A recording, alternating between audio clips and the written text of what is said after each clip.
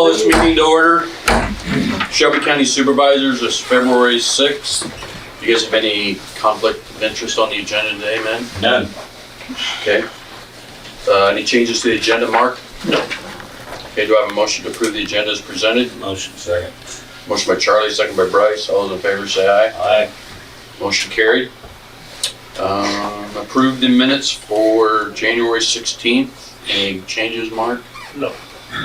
You guys have any questions on it? None. Okay, do I have a motion to approve the January 16th minutes as presented? Motion. Motion by Bryce, second by Charlie. All those in favor say aye. Aye. Aye. Motion carried.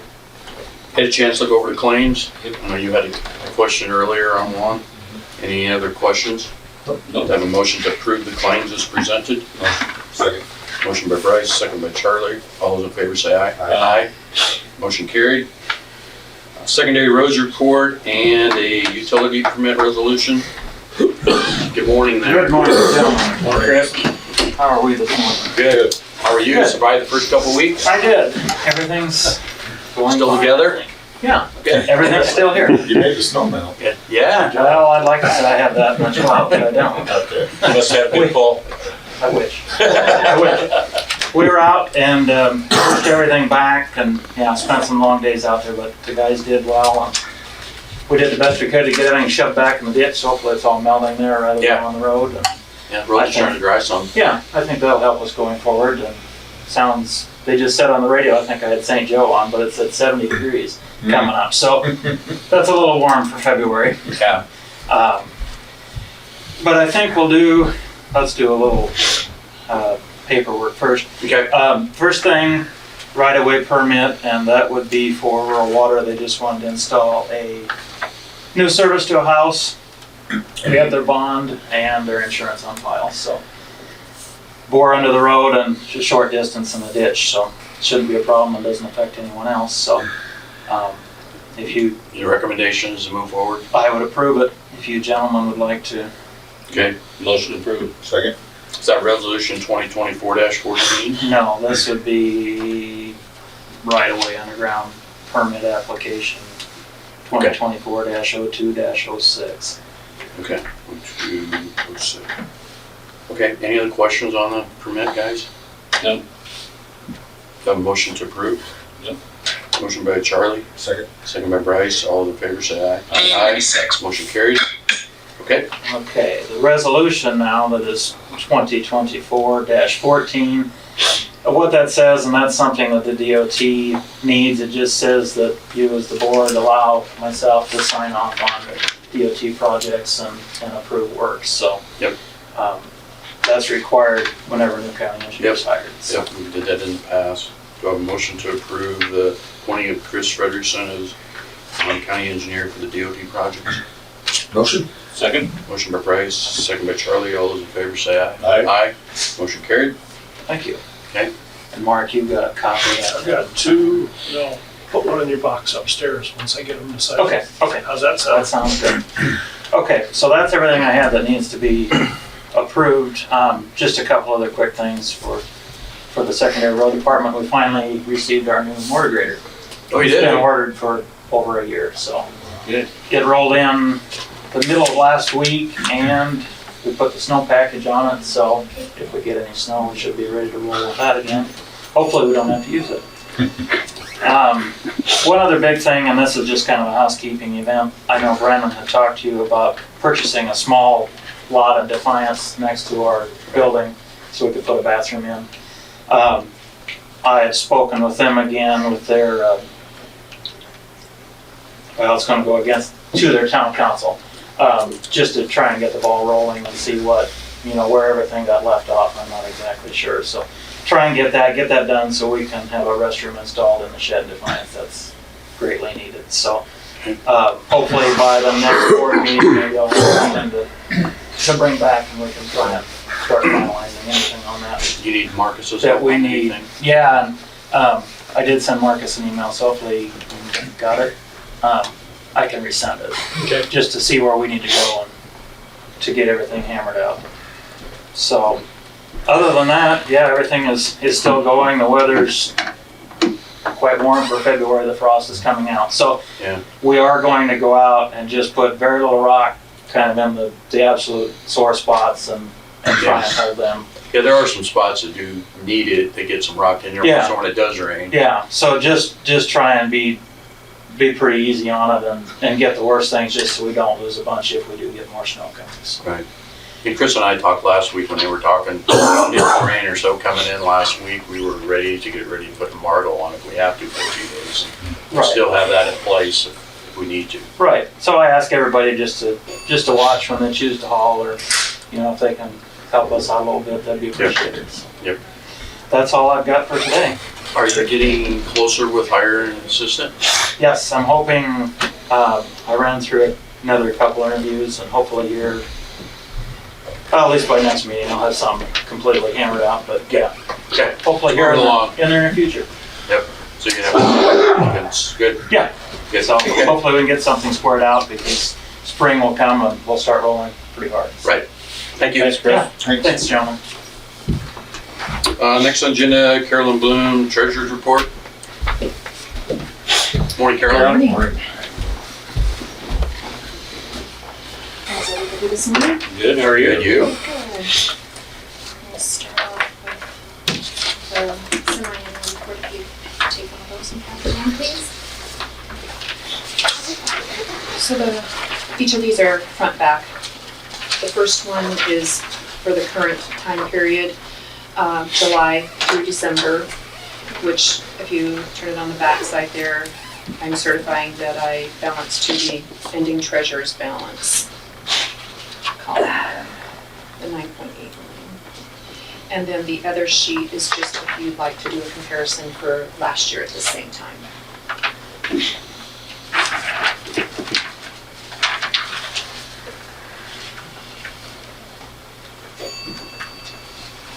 Anything really stick out for you? Good or bad? No, you can just, line by line going through each fund, you can see like general basic, has a higher balance this year than it did last year at this time, and that could be, equipment purchases or anything like that, of course, Mark might be able to say something about that with claims or anything, anything that stands out with that. But overall, That was our as you goal. can see, you can see that's, not much difference from same time last year. Okay. Are you seeing, without looking over the whole sheet, are you seeing anything that is substantially increased or decreased? No, of course, the ARPA funds are spending down, Right. so that's one of the things too. That has to be. Right, so. exactly. So, nothing, of concern from my perspective anyway. Okay. That's good. You guys have any questions? No. Have a motion to approve Treasurer's semi-annual report. Motion. Second. Motion by Charlie, second by Bryce. All those in favor say aye. Aye. Motion carried. Thanks, Carolyn, on that part. You're welcome. And then just a few other little items. Full staff right now. We are, after 2 employees moved out of state here early last fall, we are back to full staff. Great. They are both trained in motor vehicle area. One of them is trained in driver's license issuance also. And then we will also be adding that, and one of those employees, our full-time employee, I have so part-time and full-time. The full-time will be working towards, next item on the agenda with that is working towards getting her certified as a drive examiner also. Okay. Since we've seen quite an uptick of drives with parent-taught driver's education, they still have to come to a DOT station to do a drive with our drive examiner. So we do a lot more drives than we ever have in the past. So having her get certified in that area will help us tremendously. We are always full with drives on our drive days. So what I've passed out to you now is there again, comparing last year to this year. I believe this year should be on top. What we have taken in for both motor vehicle and driver's license. And comparing excuse me, last calendar year 2023 to calendar year 2022. I've marked out both of those.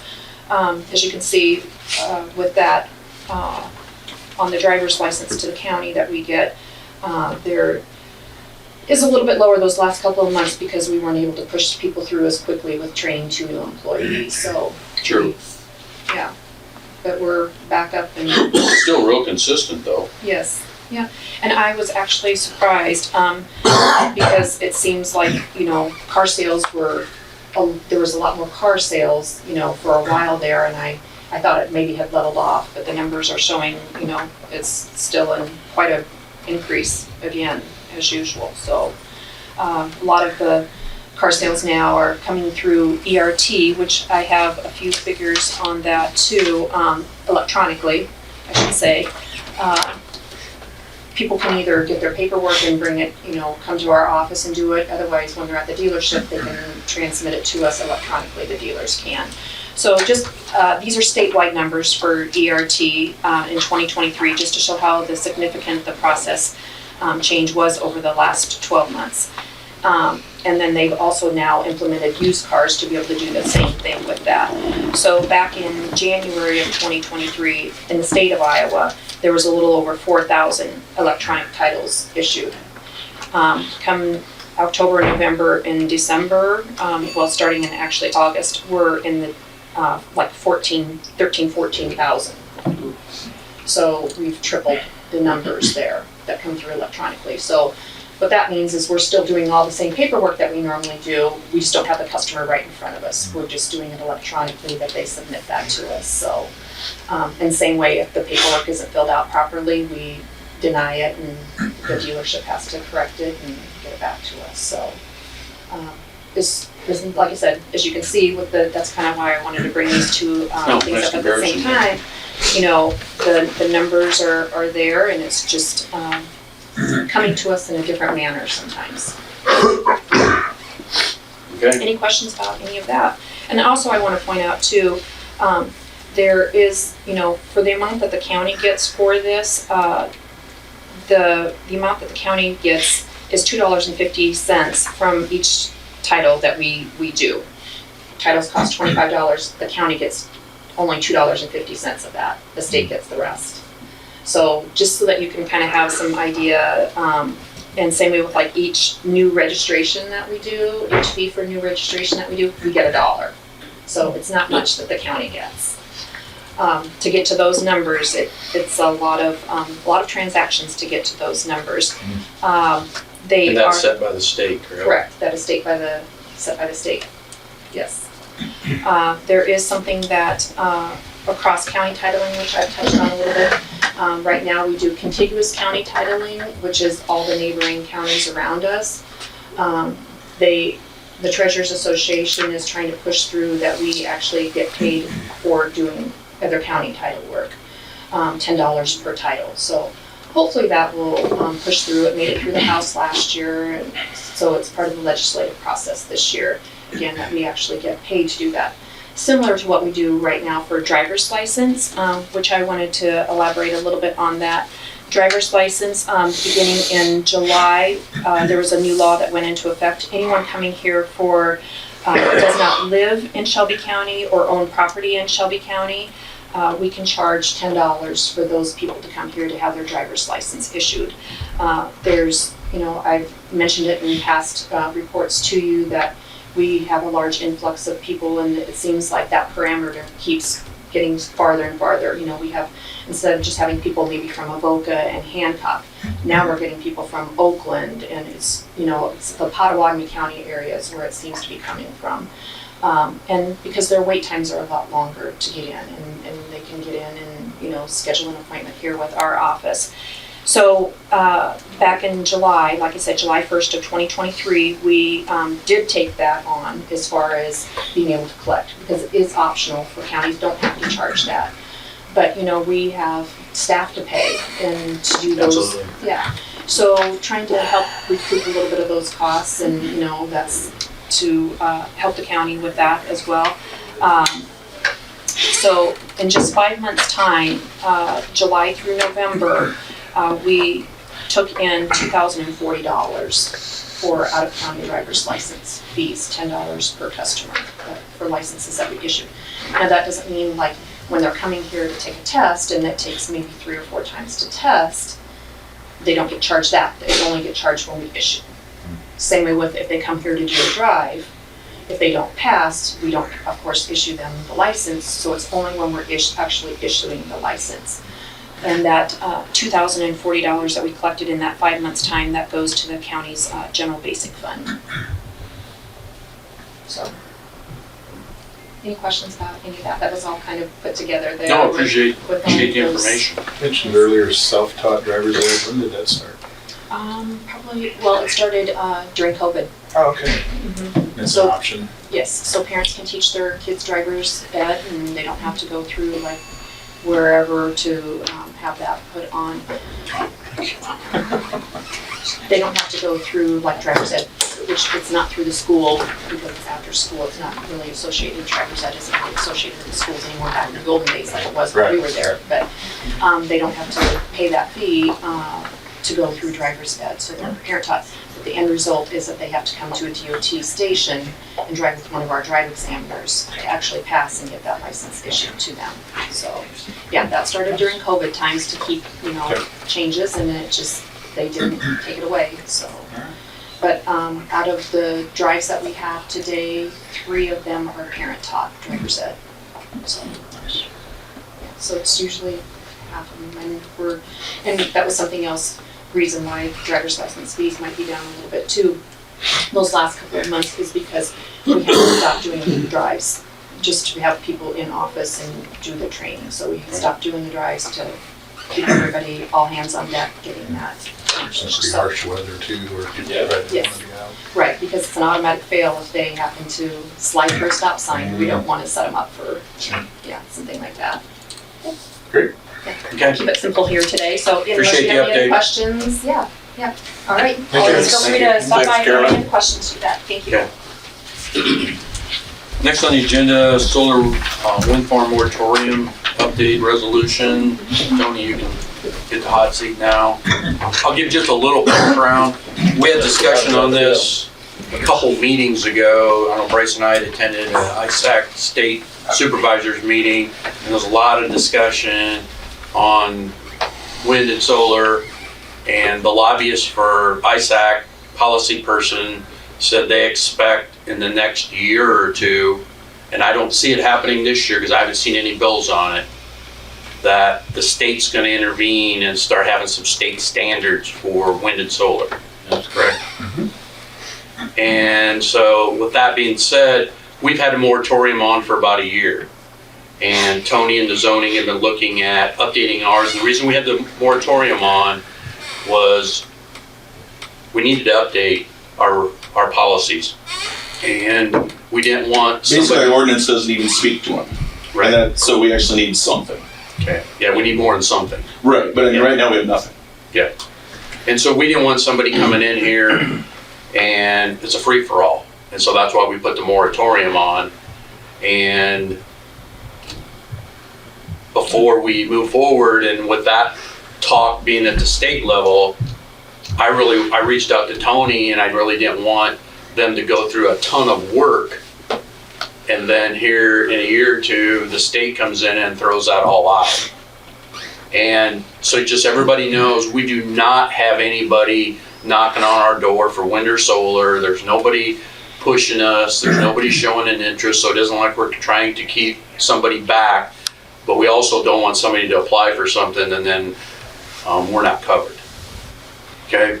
So with that said, we've asked the zoning, planning and zoning for their thoughts, what they think we should do. So then I'll turn it over to Tony.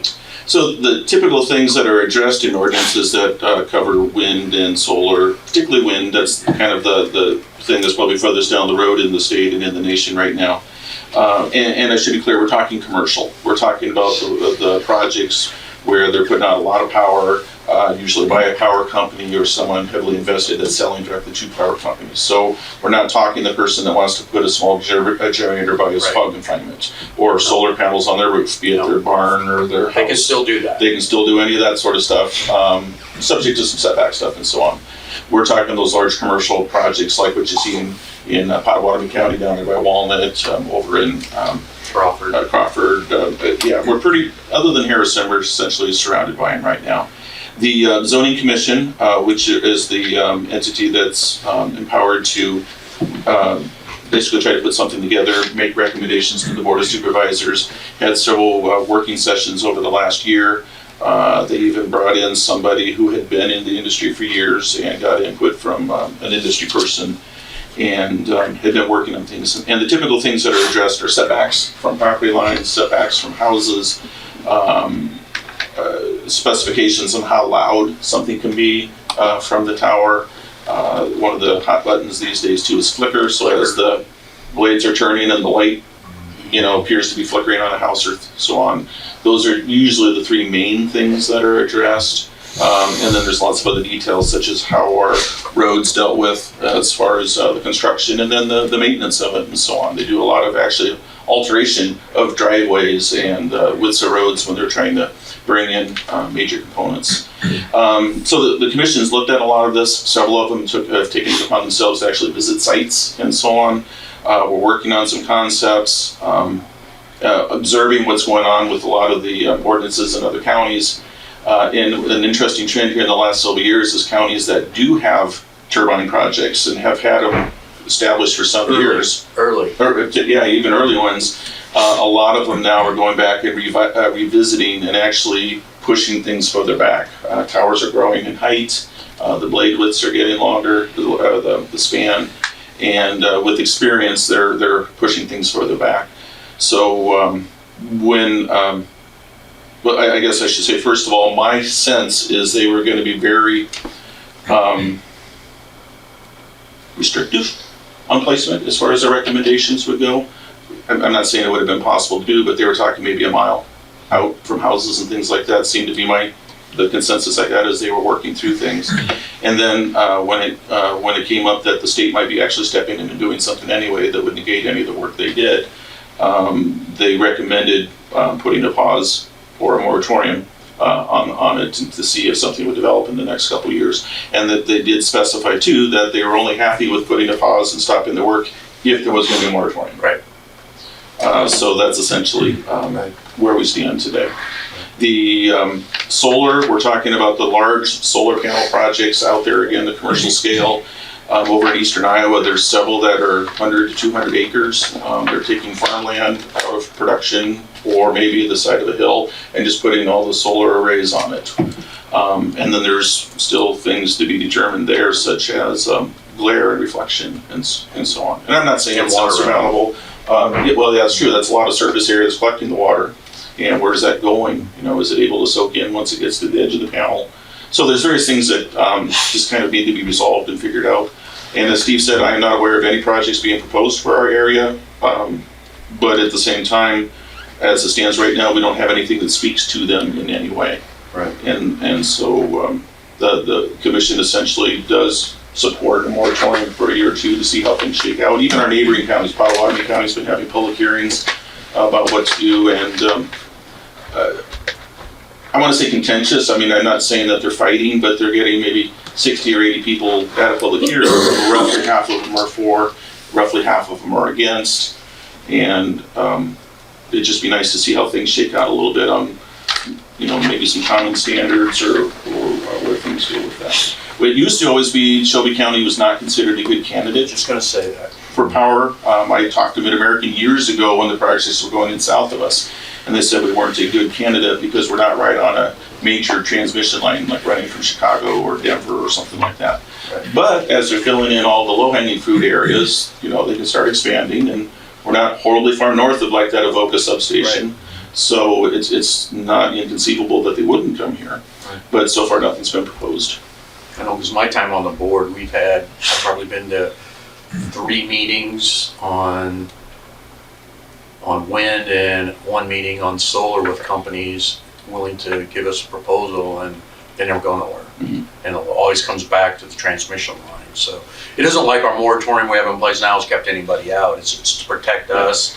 We just are not a good candidate right now. I have not had a single company approach me even and say, hey, how does this work, or what's it look like? I've had nothing. So, So, Mark, would you mind reading the moratorium for the wind? Be happy to. Moratorium on wind energy construction permits. Whereas Shelby County has no existing ordinance governing the siting, construction, and operation of commercial wind energy systems in unincorporated areas of Shelby County, and the county has an interest in protecting the county's infrastructure, natural resources, and property rights through adequate provisions governing the siting, construction, and operation of commercial wind energy systems, and the Board of Supervisors will require substantial time to gather information and coordinate with multiple agencies for the purpose of reviewing, updating, or creating ordinances, policies, and procedures relative to commercial wind energy systems. And now therefore be it resolved by the Board of Supervisors of Shelby County, Iowa, that Shelby County now imposes a moratorium effective immediately on February 6, 2024, for a period ending July 1st, 2026, on the siting, construction, and operation of commercial wind energy systems for the purpose of drafting and adopting an ordinance regulating commercial wind energy systems. Yeah, and I would say one of the reasons, the rationale around the ending date was, since there's, at this time, doesn't appear to be anything in legislation for this year, that'll give us 2 legislative sessions to hear about it, and then it needs to be revisited again, and if something happened that year or two, you guys get to work again, get us something, and of course, we can always end it sooner or extend it, but it gives everybody some time to absorb and between working on something that gets thrown in the trash can. So I support that. I don't know about you guys. Yep. Makes sense. Marcus? So what Mark read just addressed wind energy, it didn't address solar energy. Right, we have Is there a another one separate- for solar. Okay. It's a carbon copy to it. Okay, yeah. It's just a solar one, and it has the same ending dates. Yes. Yeah.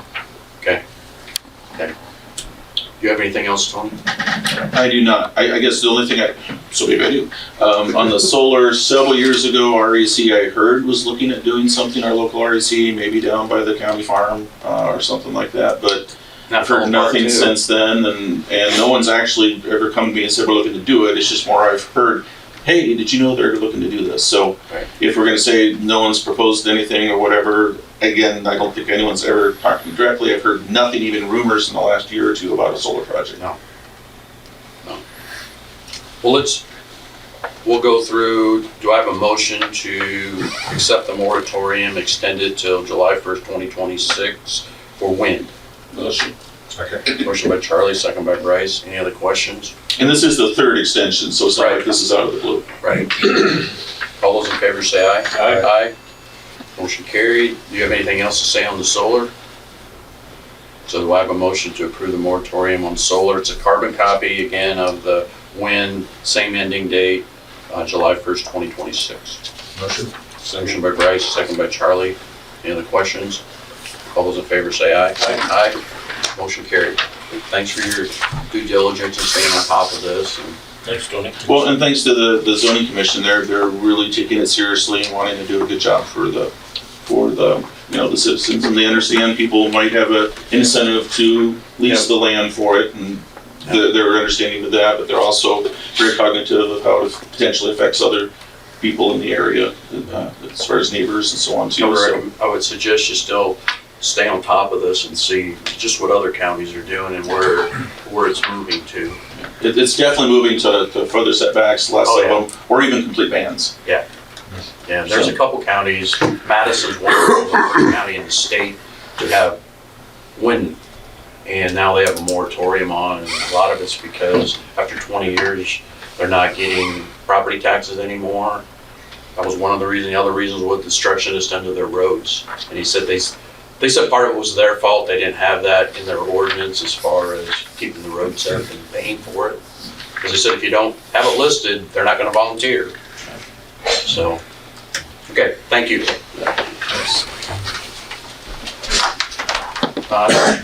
Geraldine Greer, Shelby County Recorder's Report.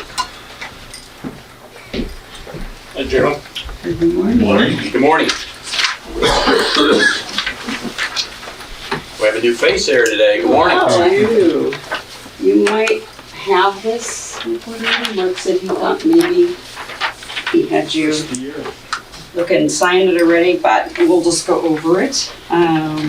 So this is the quarterly report for the last quarter. In the last grayish column, you'll see that is the comparison from a year ago, the same quarter.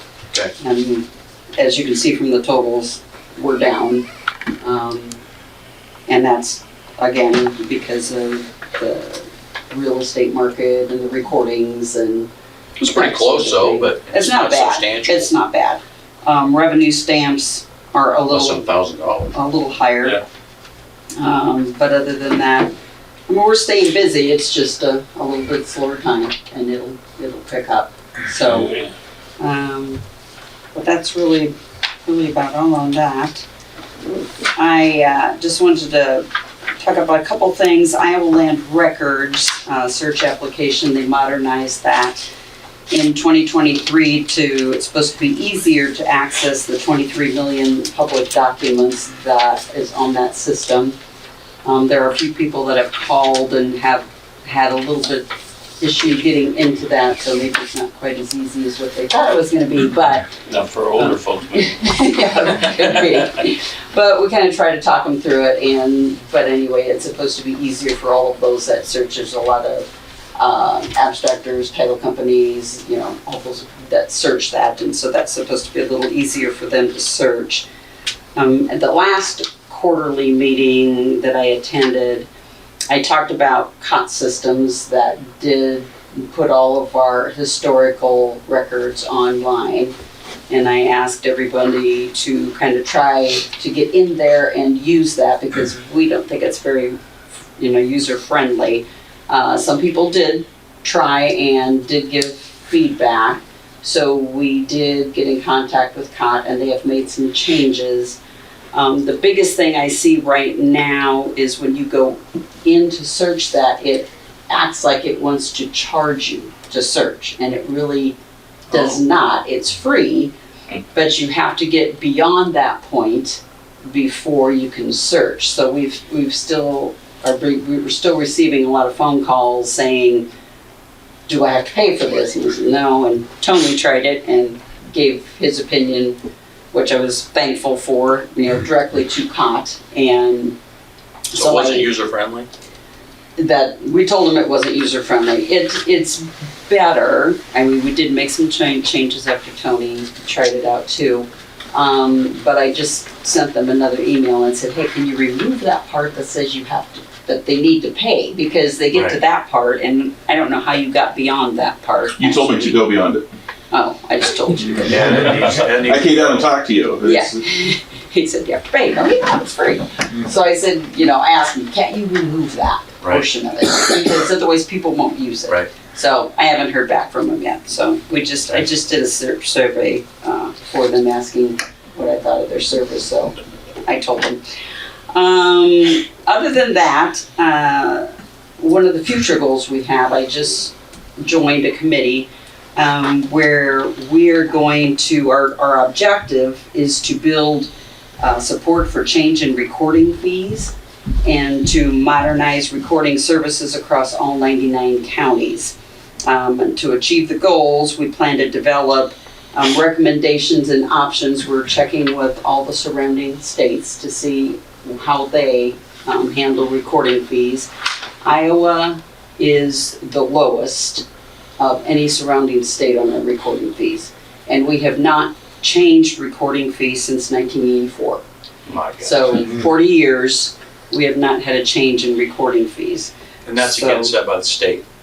Pardon? That's set by the state. Yes, we have to have legislation in order to change this. So we're doing research right now, like I said, contacting all the surrounding states. We're looking into everything, inflation and how many pages, we record and all of that sort of thing, to try to come up with what would work for everybody. And we're talking to all the stakeholders, the bankers, the attorneys, everybody that has a part in it. To try to get this so that in 2025 that we can propose legislation to, maybe have that, the recording fees raised and have all 99 counties doing the Right. same thing. I appreciate you doing that and So- willing to be on that committee. Yeah, it's very, very interesting. Great to have. So it's kind of exciting. And this is Mackenzie Burmeister. Hello. She is our new employee. Tammy retired last Wednesday. Mackenzie started on Thursday, and I'll just let her kind of give you a little bit about herself. I'm originally from Kimmelton. I've lived in Harlan now probably 13 years. I'm married to Mitch Burmeister and have 3 little kiddos at home. So that's pretty much. Yeah, welcome aboard. Thank you. And in 3 days, she has been amazing. So I know she's going to be a great Awesome. asset to the recorder's office and to the county. So, Very good. Good, thank you. Thank you. all right.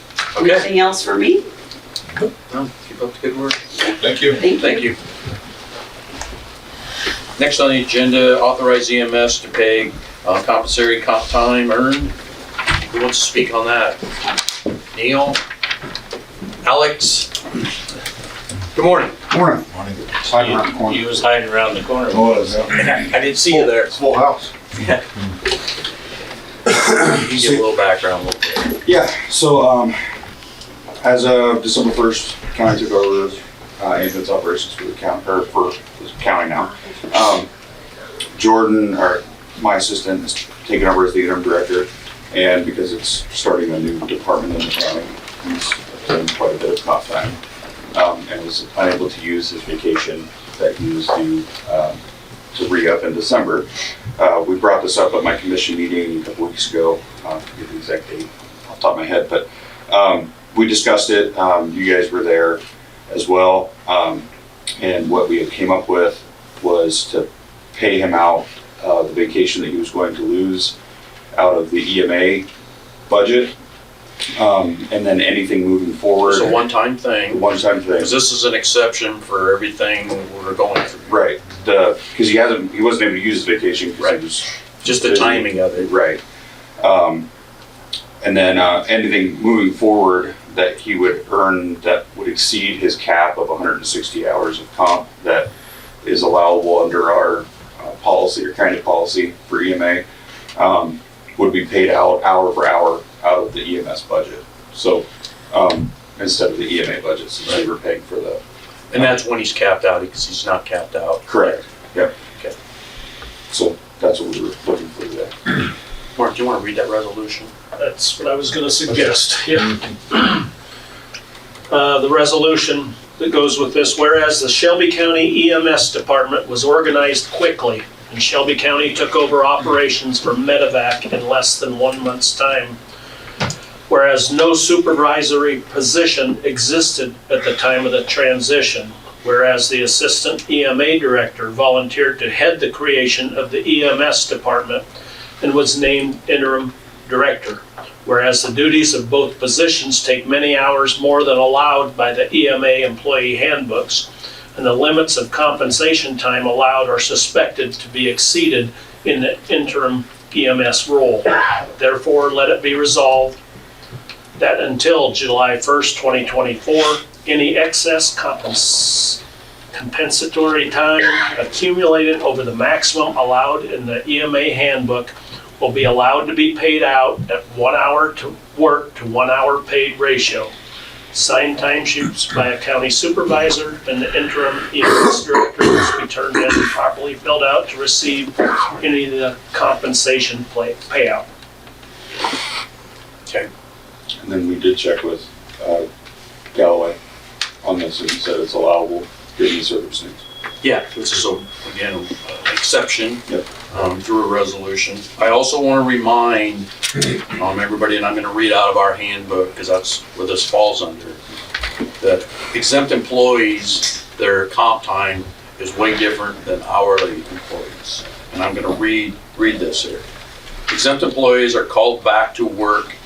You can use comp time for exempt employees for this specific reasons. They're called back to work outside of their normal work day or are scheduled to work outside of their normal work day and have worked 40 hours in a 7-day period, may be eligible to accrue additional leave at the rate of 1 hour for 1 hour worked in excess of 40 hours. Okay. I just want to make sure everybody knows because it's not the same as an hourly employee. Okay. Any other questions? I appreciate, again, it's been a cooperative effort and what George has done, you've done, Alex, Neil, the other departments. So, yeah, this is a way of continuing to make it work, but yet not taking advantage of somebody. Right. So, do I have a motion to authorize the EMS comp hours earned in the resolution 2024-15? Motion. Second. Motion by Bryce, second by Charlie. All those in favor say aye. Aye. Motion carried. Thank you. Thank you, Alex. Thanks, Alex. Next on the agenda is EMS Advisory Council role. Marcus, why don't you come up to the table here? We needed to get some clarification, actually what the role is of the advisory council, so I'll turn it over to Marcus and he can take off from there. Yeah, the statute is pretty clear on the EMS as far as what the advisory council role is. Basically to make recommendations to the board of supervisors and determine what services are necessary. So it's not a day-to-day type role, No. as you might imagine. It's not a budget setting role. All those things fall to the board of supervisors. I think there was some,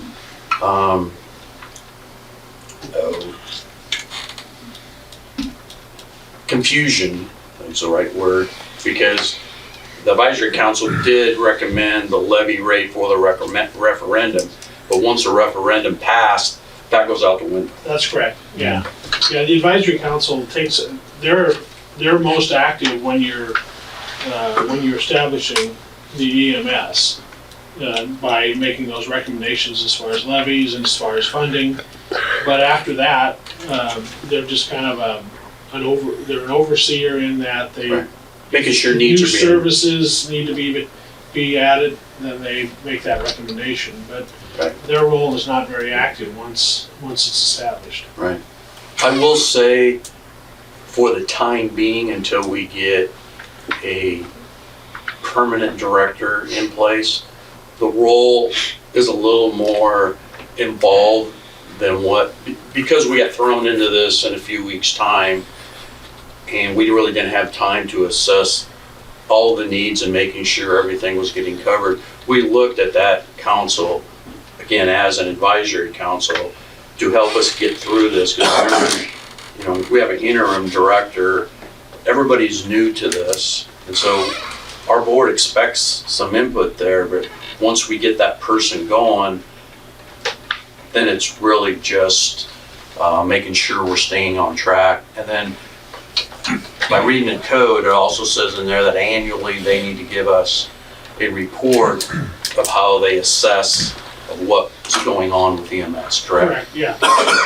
And so, they really, the term advisory really is apt. They are advising, they aren't governing. To our board. Yes, advising to the board of supervisors. Okay. Is this the only department in the county that has an advisory committee? As far as I know, I don't know of any, And this is by law, yeah. Yeah, that's by code, it's by code. but there's the IT committee that makes recommendations. There's a Okay. safety committee, Yeah, they would be, that's true. but they're Yeah. not On the same codified. Yeah, this one's statutorily created. Right. The zoning commission is advising. There you go. True. Yeah, Yeah. Yeah, I want to open it up. I see there's advisory committee people here. So please, if you have a question, I'd like, just for the camera, if you could come up and just stand up here. If you have any questions specifically for clarification, now's the time, if you have any questions at all, to try to get them answered. Okay? Morning, Jenny. Jenny Lefebvre, ER manager. So we've been meeting as an advisory committees after the election. Sometimes every 2 weeks, sometimes every month. So I had asked you what is the What's purpose? our role? Yeah, what's our purpose, authority, what should we be doing? Is it still a public meeting? Do the minutes need to be posted online? Do all the same rules apply as we vote? yeah, you're still an advisory committee under the statute, and so you're still subject to those requirements to post the minutes, post the agenda, and there's still public meetings. And then, will you guys be assigning us tasks you want us to do? Because right now we're just we get together and we're not sure what we're supposed to focus on. One of the things probably, as issues come up, I think the board has the opportunity to refer it to the advisory committee if they feel that your input would be important to it. So, in that way, I think they need to go through Jordan, and Jordan brings them to our board, or? well, yeah, yes and no. I mean, you can, I think the board can, obviously you want Jordan's input, but I think the board can also refer things to the advisory committee through Jordan. Yep. And say, well, we want you to look at this. Yeah, because Jordan's in charge of operations on a daily Right. basis. Do we need this additional service, or, whatever it might be? And so then that would go to the advisory committee, and you guys would make a recommendation Do they based have a upon chairman? what your findings are. Yeah, do you guys have a chairman? Yes. Okay. Yeah, Tim Plum's the chair. Okay, so you should be reaching out if you guys have some concerns, Great. to our board. What is the committee's role in job description and input on the new hire? As far as the director, or? Right. There really isn't anything in the statute that would say what role you have in that. Again, it's probably depends upon what role the board wants you to play. Right. Obviously, you guys are kind of more experts, so I would Exactly. assume that the board would. That's where I was just gonna say, wanna I rely would on. want you involved. So we kind of are assigning ourselves tasks like job description and stuff like that, but we didn't know if that's actually what you guys were expecting. If you're talking July We've been working on 1. policy too. Yeah, we've been- You're the experts on Yeah, it, so we've it's, been And Bryce sits on the Yeah. committee too, so I would recommend anything you have comes through Bryce back to this board. Yeah, it's like anything, communication is important, so Yep. that the board knows kind of what direction you're going, and if you need the board's input, that door is open, so. So any policies that we kind of come up with will go to Jordan, to Bryce, and then here, or? They would have to come here for approval. Yeah, And please, don't reinvent the wheel here, because there's other counties that have passed EMS or referendum. Reach out to them and get some examples of whether it's policy or job descriptions. I don't want you to spend a lot of time on it, Yeah. but we need your input to get this right. I think it's like Steve said, we're just starting up, so it's gonna be a lot now, but it's gonna kind of feather out. So- And just so you know the background a little bit, when this all got thrown together, and the ambulance commission right now, is funding this, the ambulance commission asked if you guys could meet at least, every 2 weeks, month at the longest, to help get this together, because we haven't had time to plan all that. And we have a dedicated crew I know that's you willing do. to meet. We And I just don't wanna burn didn't you out wanna- either, No, and we but didn't we want need to you. be doing it incorrectly, and we wanted Right. to make sure it was being done the Right. right way. So I would think if you have any questions about these roles and stuff moving forward, that you reach out to Bryce, and he can ask Marcus. Yeah. Okay, Is your goal to hire that permanent position by July, or what's your timeline? we haven't really discussed it, but No. I don't know if we would hire him before July because we ain't budgeting Right. for that. Right, I just didn't And know our money what our doesn't come goal in was. until September, October. October. So Maybe I would some say we September. try to have somebody, it's just me, and that may be a good discussion for you guys, that we try to have somebody, you know, on board, I don't know, August, September? I don't know. As soon as we can. Yeah. You know, Yeah, the because money remember, we the have, money's gonna start going then. when we have the money, we need to get some. Yeah. The latest September 1st, right? Right. I would say. I don't know if you had any input on that, Marcus? No, I mean, I don't wanna see it done before our budget year starts. yeah, I don't think you can really do it before your budget year starts, but I think you need to do it as soon thereafter as you can, just for stability of the EMS.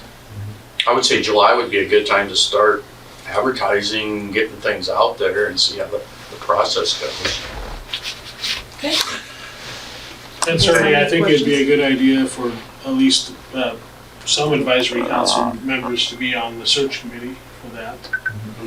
And do the interviews, because Yeah. again, I'm not We've been feel discussing qualified for that. that. Yeah.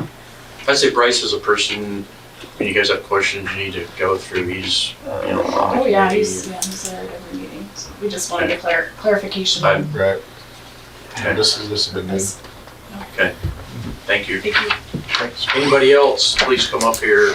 Again, now's the time to talk about anything. Any questions?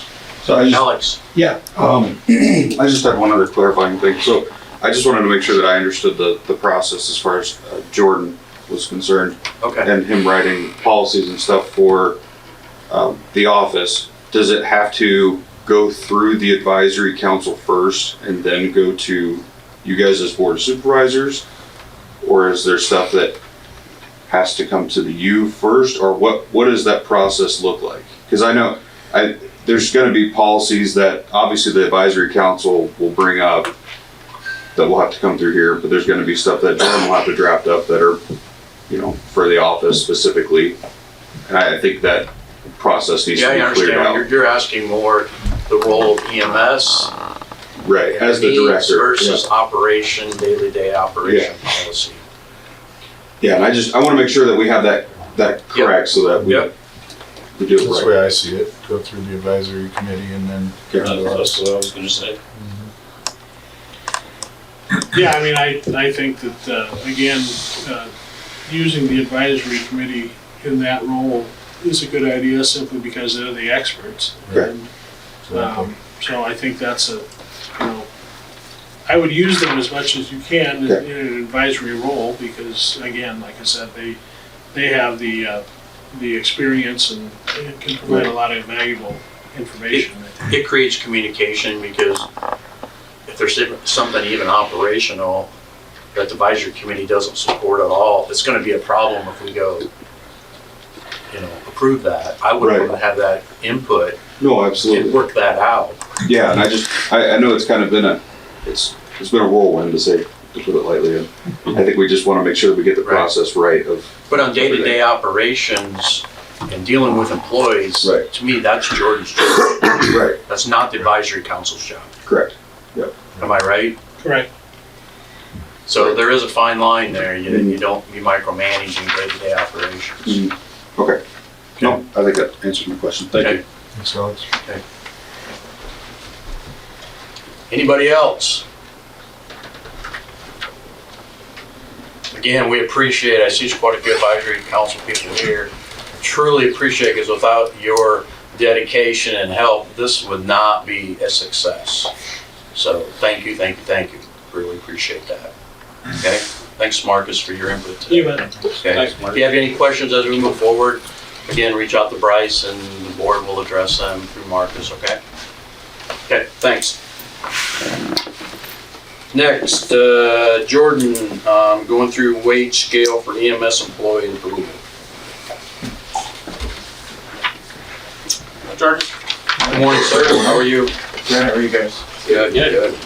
Okay, so I believe it was the last meeting. I gave everybody a package of stuff. Yep. We have weight scales on here. A lot of it was somewhat predetermined by kind of the agreement that we had with back on this transition and bringing on their employees. So, if I get this right, this that you handed out last meeting is condensed to here? Or what? I just made a copy Oh, exactly okay. of what was there. Of the Yeah. top That's the part? same thing. Yeah. Okay, okay. Okay. So, Just so you know what I handed out. perfect. So we've kind of just built a scale since we didn't really have a scale. We just agreed to hire people as close to what we were making before. So we put a scale together for that. And I think that will work. It'll give us a good guideline for if we need to hire new people. We've got one critical care paramedic that's not making, just making more like what a paramedic makes. Right. The rest of the critical care paramedics are there. And then this also allows for us, if we have an EMT that takes, like I've got one that's finishing up their paramedic schooling and should be done, it is done and is finishing testing now. So without having a scale, I can't move him. Right, no, We're set, this so we needs to needed be, this needs to be. How does this addressed. compare to other ambulances around us? Are we in the range? We want to be competitive. We're, yeah, Competitive. yes. Good. And then also, the only thing I noticed, again, we're just approving this last page, all the A lot of it language, is just- all the language for the most of employees, it they is- fall under the employee handbook. Yep. So we won't be approving that. The only thing I seen in here that should be clarified, and we do that with all the union contracts and everything when you have a wage scale like this, is whatever the cost of living goes up July 1st, that's added into the scale. Correct. So the scale does move. Correct. Yep. Okay, but I think you need to say that. Okay. Okay. Yep, I can do that. Or you put it in the minutes. Do you have anything else, Mark, that we could be missing here compared to what we do with everybody else? No. Okay, because that's the main thing we're trying to do. We don't want 14 different things going on out there that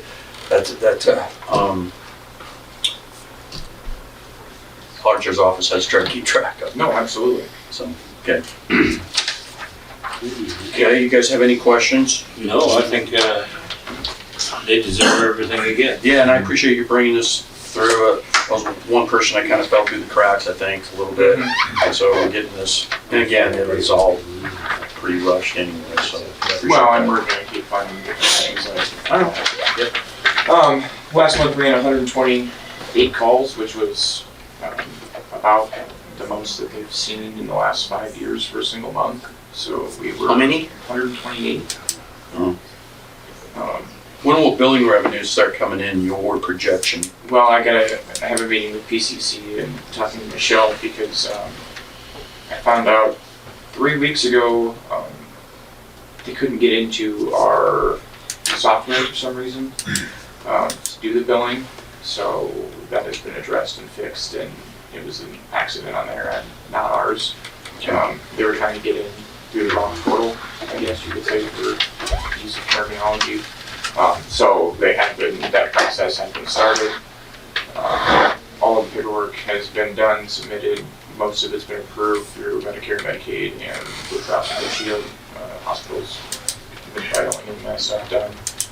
One thing that was brought up at the advisory council meeting, we had talked about, a lot of them had been with Medevac for a long time, had vacation and different things. So they were wondering if there was going to be any vacation, or if everybody had to start from zero, or how that was going to look. Moving forward,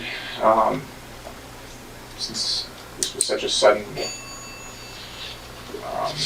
event that took place. Gene, did we have any discussion about that at our commission? I thought we had, well, I'll speak first. I thought we had some, and it was looked at kind of a trade-off because now they have Viper's better health insurance. They Do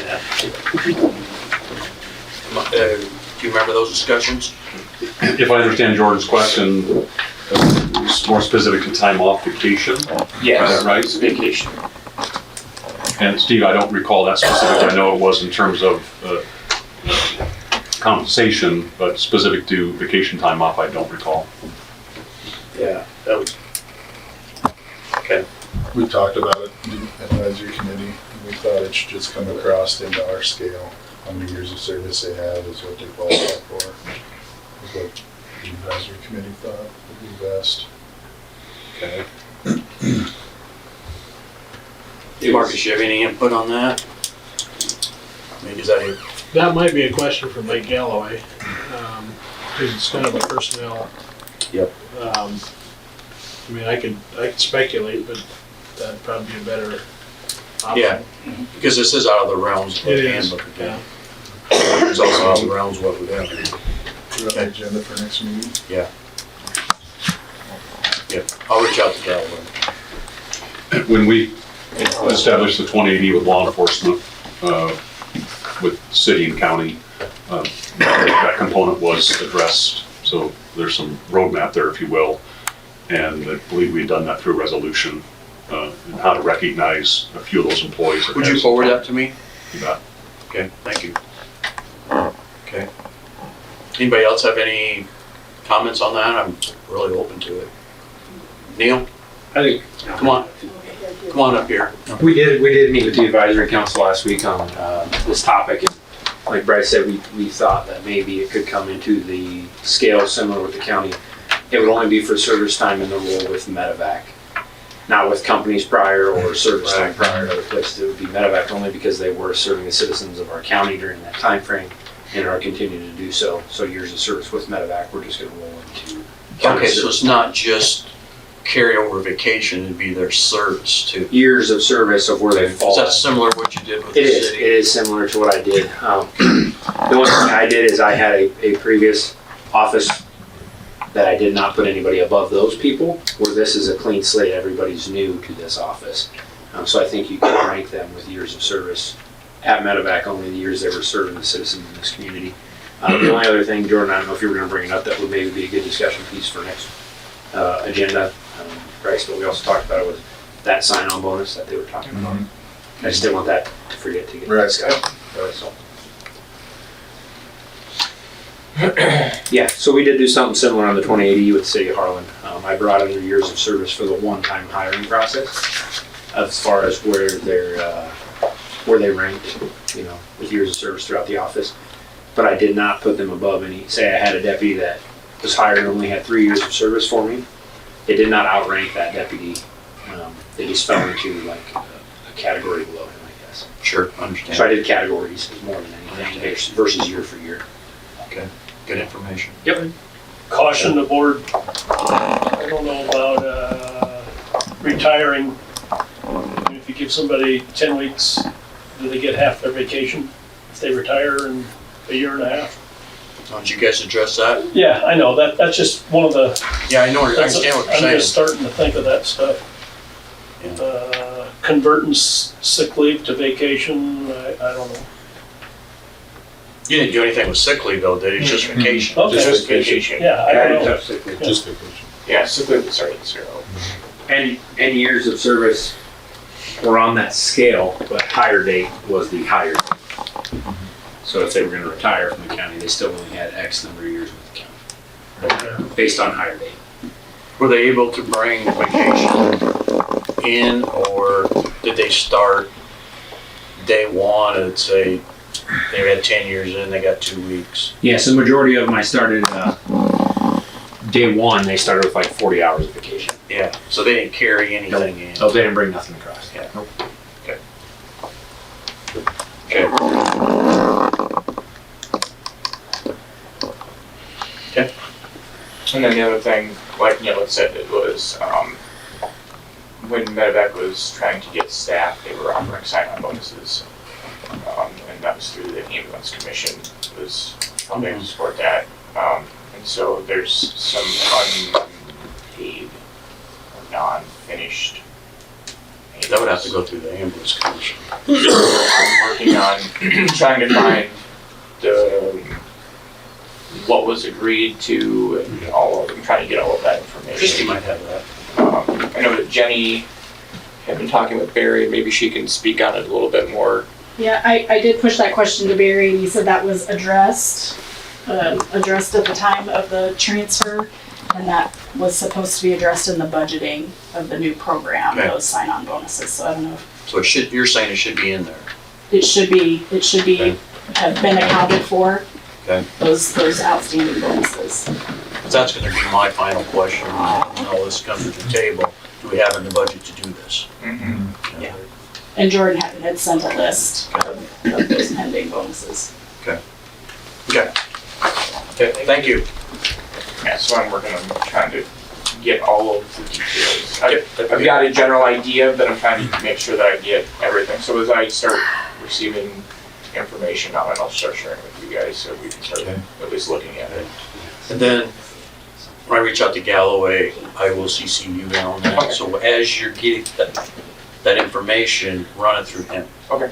Okay. Yep, so I'll just, is it okay to send you three that email with Galloway on it as I start getting that information? Yep. As long as they don't reply back to each other, it's fine. I can reply back to you, Galloway. Okay, that's why I wanted to make sure. Yep. So, okay. Yep. Before we forget, I'm gonna go back to the original wage scale. Need a motion to approve that. Motion. Okay.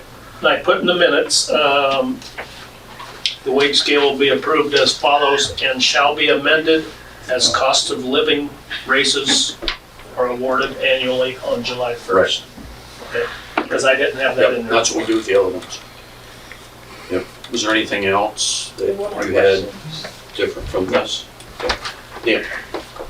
I'm fine with you guys approving that. I just have a question, I guess, for Marcus.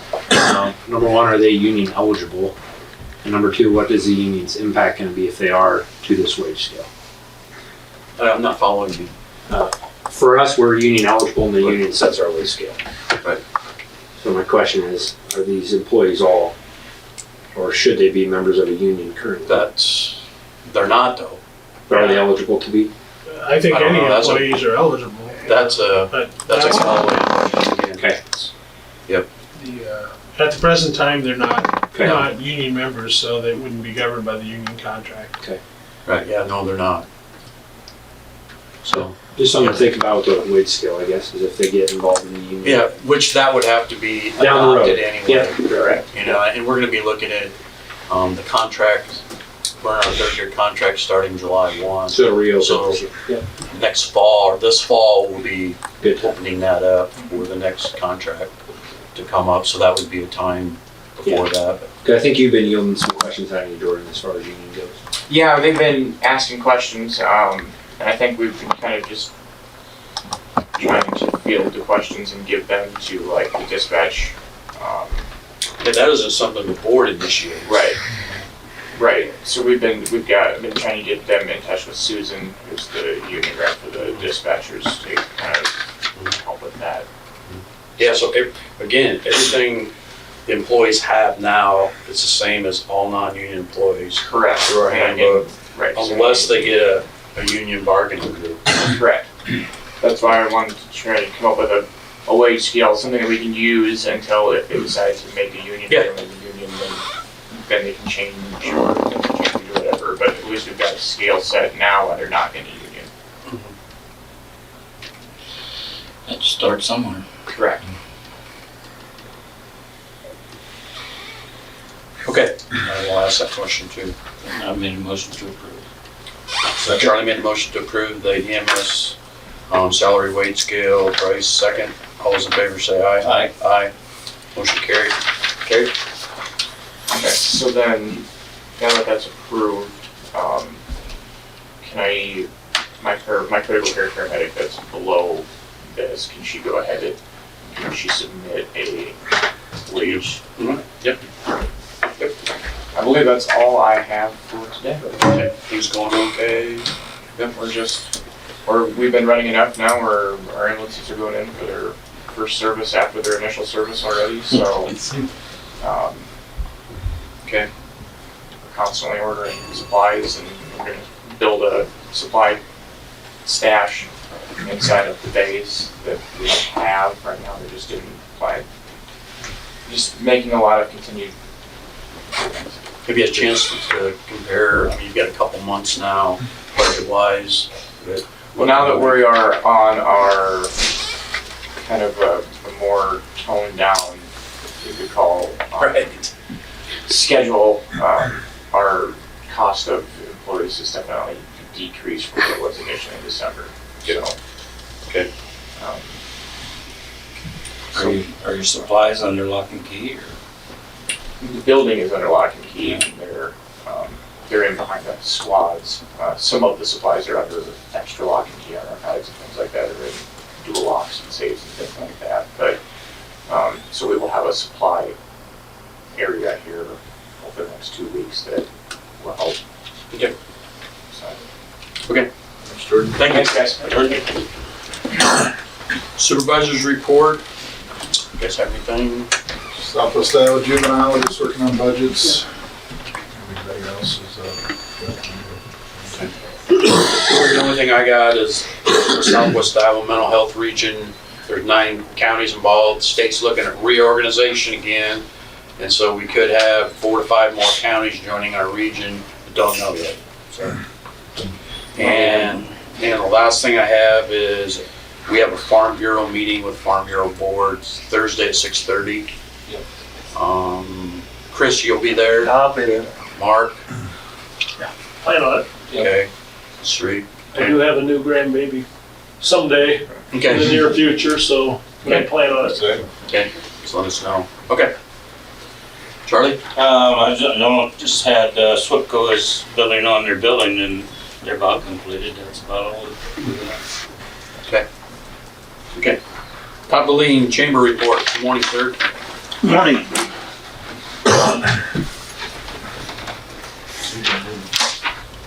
Todd?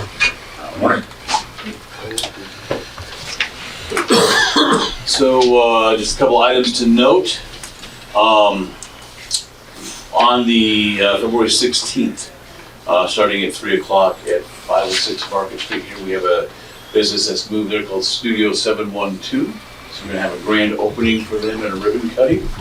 And just because we're also gonna do a special celebration for Joan Heimerman, who is retiring from Shaven Insurance at the same presentation, so. So it starts at 3, and then the grand opening itself runs from 3 to 6, and we'll be there for a ribbon cutting at 3 o'clock. There's an opportunity through the Museum of Danish America in Elkhorn this summer. It's because of the Ronald D. and Mary Elborough Prairie internship. So they're looking for a summer intern from May to August. It's 40 hours per week. It's a flexible schedule. The intern will be paid $1,200 a monthly stipend, in addition to access to a car and a rent-free, fully furnished house that includes utilities and internet. So if you know somebody out there who is looking for an internship, or a child who's thinking about maybe getting into some type of historical study or something like that, and this would be something they could put on their resume, they need to just get a hold of Tim Palmer. They're taking the applications through February 23rd over at the Museum of Danish America. Reminder that on week from this Saturday, the February 17th, will be our next legislative coffee. And that is the one that'll be hosted by the Farm Bureau, so it'll be at their facility here on 6th Street. Yep. Kind of a special, unique thing happening this Saturday at 1 o'clock. The Emmanuel Lutheran Church redid their pipe organ. It's one of the largest pipe organs in the United States. And to celebrate that, then at 1 o'clock on Sunday, they're going to have a free organ concert. So if you've ever heard their organ, it's beautiful. And you have time on Sunday afternoon, swing by, because it'll be quite the event. And then finally, and Mark, maybe a couple of even the county departments can take a look at this. There's a project right now through the Harlan Community School District. It's called Project Palooza. And what this is this is going to be held on Thursday, February 15th. We're going to have just a gathering from noon to 3. And they're going to have a bunch of students there, and you can present a project that you'd like them to work on for you. So it can be, like right now, there's 2 projects we're gonna be presenting. One is we need a new sleigh built for our holiday lighting, so we're gonna present that as an opportunity for the kids. And then another thing is through the Shelby County Trails, they need an infrastructure put in for their social media, that once it's put in place, then they can operate it, but they need somebody to basically teach them and show them how to do that. So those are the 2 projects we have going in. But it can be anything. It can be any type of a project at all. It can be an art project. It can be, again, something that you need a bunch of records handled, whatever it is. Whatever the project is, you need to sign up by February 8th and let them know that you're going to be attending the meeting and presenting your project. And then, like I said, the actual day of gathering will be February 15th from noon to 3. And then they'll decide what project, and the kids will decide what project they want to work on. Who do I get a hold of? Steve's, mispronounced his name, Salvain over at the high school. Okay, I'll find it. I'll just call. Yeah, thank you. Yep. But yeah, it's really a cool idea. Yeah. And it will not only add a lot of varied projects taking place, but we have a lot of, we've been sending it out to our small and medium businesses. We have a lot of 2 and 3 person shops who probably have things they would like to get done if they just had somebody who would work on it for them. Exactly. So, Is this on top of their community service day? yeah. This is like a project that will go, it may even go multiple years. Okay. Okay? Yep. All right. Is it school-wide or just a group or? The example program that they have has these projects go from high school all the way down through middle school. Gotcha. It just depends on what the project is. It's not a club or a group? It's No. This is direct, they're just doing the project and then they get credit for doing the work, so. The next item on the agenda will be Roar into Harlan. Roar into Harlan. You help us out with that if we have any. The next item on the agenda is the Roar into Harlan events every Thursday night, once a month, or Thursday nights once a month. One Thursday night a month. How's that sound? May through September, and I've never had a report of anything bad ever happening. Yeah, one of those. Great event for Harlan. Great event for Harlan on the map. Through the chamber, we use our insurance policy on the grounds to cover any liability, so there's no concerns there. And we don't open up our building or anything, right? No, it's just the physical grounds itself. Any other questions on that? Do I have a motion to approve the Roar into Harlan permit for 2024? Motion. Second. Motion by Charlie, second by Bryce. All those in favor say aye. Aye. Motion carried. Thank you. Thank you. Thanks. Next on the agenda is Shelby County GIS and HMU cost share agreement. What this hasn't been, first original contract was signed in 2007, and it hasn't been updated since. And so, of course, our costs have increased. And HMU did not want, and I understand, a perpetual contract. So it is written the exact same language as the contract that we approved with the city of Harlan. We approved this. But it's only for a period of 3 years, and then it'll be revisited. Okay, with HMU. Correct, just HMU. And I'd Wording and recommend- everything's all the same. Correct. Dollar amount's the same. Everything's the same. Correct. Just 3 years. Yes. Okay. Do I have a motion to approve HMU contract 3-year agreement? Motion. Motion by Bryce, second by Charlie. Any other questions? All those in favor say aye. Aye. Motion carried. Thank you. Next on the agenda is an early retirement incentive program. I'm gonna read the statement here. The budget limits placed on the counties by the Iowa legislature has caused the supervisors to consider several options for cutting costs for taxpayers. a new county retirement incentive has been drafted. I'm gonna go through the highlights. And if it's approved, a copy of this will be up in the auditor's office in full detail, anybody can pick up. Purpose. The Shelby County Board of Supervisors desires through this plan to reduce the potential for involuntary employee staff reduction by presenting an economic incentive to employees who voluntarily elect early retirement. Further, it is the intent of the board to provide this as a one-time incentive and will not be renewed or annually offered to the county. The county had a similar incentive 10 years ago, back in 2024. So again, this is not something that we're gonna do annually. Eligibility. A regular full-time employee is eligible for early retirement if, one, they've reached 55 age, at the actual age of retirement, has worked a minimum of 25 consecutive years for Shelby County, and has been actively employed during the current fiscal year prior to early retirement. Has a deferred comp account established in the county. Retirees effective no later than April 30th, 2024. Has not received a notice concerning termination of the employee's employment for cause. Application. Application materials must include the following: resignation and a request for retirement, resignation letter, and release of claims and agreement not to reapply for employment. Eligible employees may begin applying for this early retirement incentive on February 6th, 2024, which is today, and all application material must be received by the Board of Supervisors no later than March 20th, 2024. That will be the ending date for application. Limitations.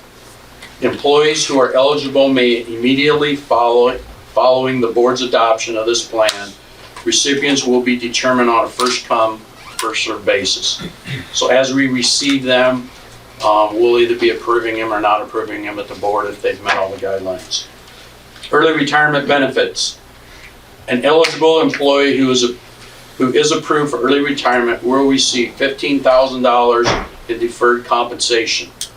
This sum will be deposited into the employee's deferred comp account on the payday following the employee's resignation. This incentive will be in addition to any other benefits offering to retiring employees. This plan itself shall terminate on April 20th, 2024. Questions?